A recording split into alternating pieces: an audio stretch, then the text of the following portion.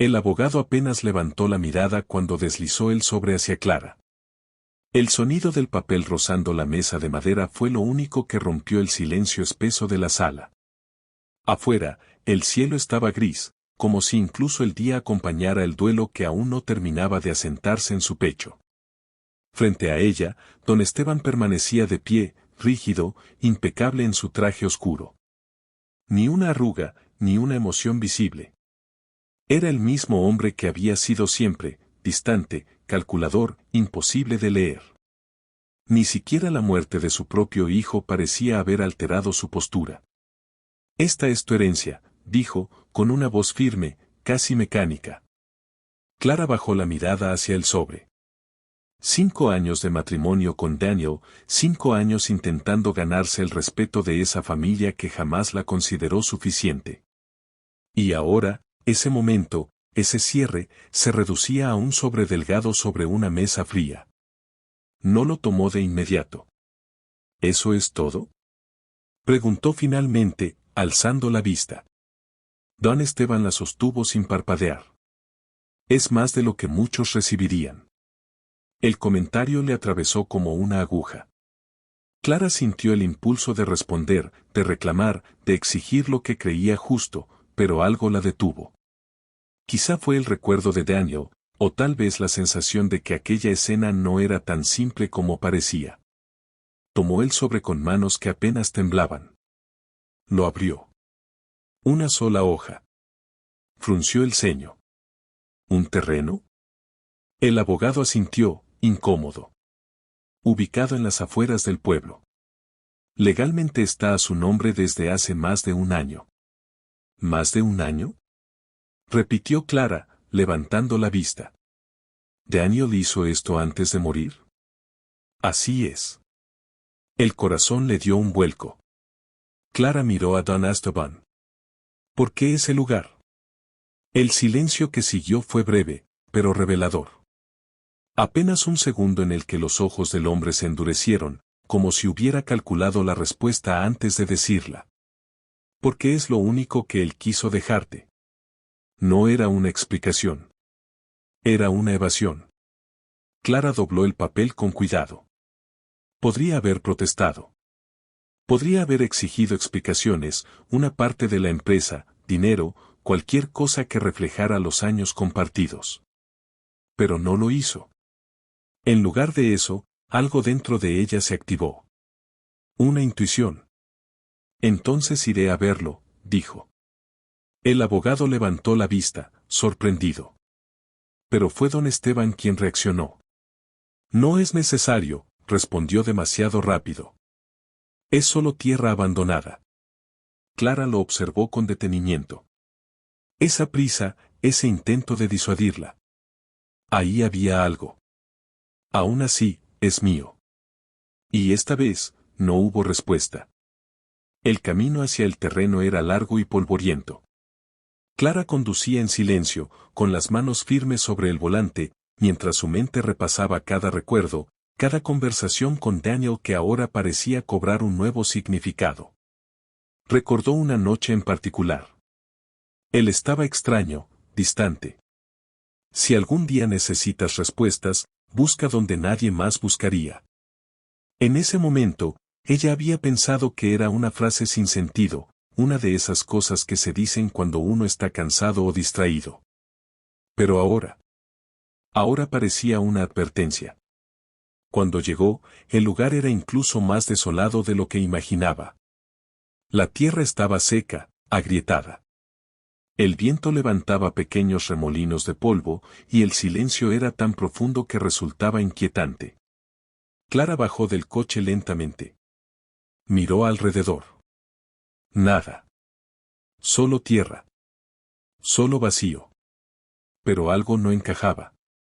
Caminó unos metros, observando el suelo, tratando de entender qué había visto Daniel en ese lugar. Y entonces lo notó. Una zona ligeramente hundida. No era evidente. De hecho, cualquiera podría haberlo pasado por alto. Pero Clara no. Se acercó. Se agachó. Pasó la mano por la tierra. Había sido removida. No recientemente, pero tampoco hacía tanto tiempo. Su respiración se aceleró. Dejó caer el bolso. Y empezó a cavar.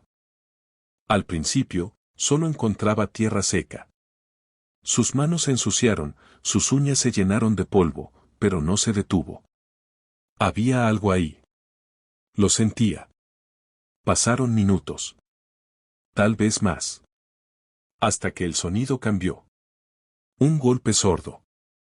Clara se quedó inmóvil. Miró el agujero frente a ella. Con cuidado, apartó más tierra. Y entonces lo vio. Madera. No puede ser, susurró. Siguió cavando con más rapidez, con más urgencia. La forma se hizo más clara, una caja. Grande. Enterrada con intención. El corazón le latía con fuerza. Daniel, ¿qué hiciste? Cuando finalmente logró liberarla, se arrodilló frente a ella, respirando agitadamente. La caja no parecía vieja. No estaba deteriorada. Era como si alguien hubiera querido asegurarse de que su contenido sobreviviera al tiempo. Clara apoyó las manos sobre la tapa. Dudó. Una parte de ella quería detenerse. Irse. Fingir que nunca había encontrado nada. Pero otra, más fuerte, necesitaba saber. Empujó. La tapa cedió con un crujido seco. Y cuando la abrió, el mundo cambió. No había dinero. No había joyas. Había carpetas. Papeles. Fotografías. Y algo en su interior le dijo que aquello no era solo un hallazgo. Era una revelación. Part 2. Las manos de Clara temblaban mientras sacaba la primera fotografía. Era Daniel. Pero no el Daniel que ella conocía. En la imagen, estaba de pie junto a varios hombres en una sala oscura. Sus rostros eran serios, tensos. Había algo en el ambiente, algo peligroso. Y entonces lo vio. Don Esteban. Más joven, pero inconfundible. Clara sintió un frío recorrerle la espalda. No, murmuró. Siguió revisando. Documento tras documento. Transferencias de dinero a cuentas en el extranjero. Empresas con nombres que no aparecían en ningún registro público. Firmas. Fechas. Todo conectado. Todo organizado. Todo oculto. Era un sistema. Una red. Corrupción. Lavado de dinero. Tráfico de influencias.